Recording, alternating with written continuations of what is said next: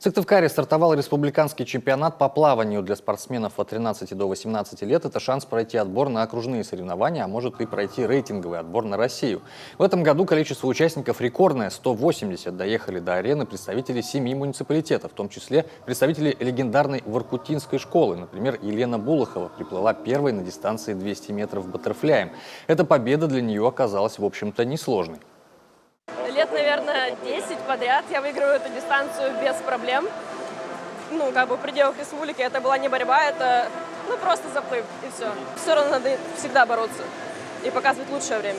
Старт на 200 метров оказался стандартным и для сыктывкарца Семена Никитина. В его копилке несколько побед в чемпионатах на уровне Северо-Запада и республики. Сейчас ему 17, а плавает с 4. Такое вот стремление к победам. Неделя у нас выходила порядком 9 тренировок, то есть вот так где-то даже больше бывало. Было, да, тяжело. Определенно было тяжело, но ничего. Есть ли какое-то волнение перед чемпионатом? Я научился его гасить.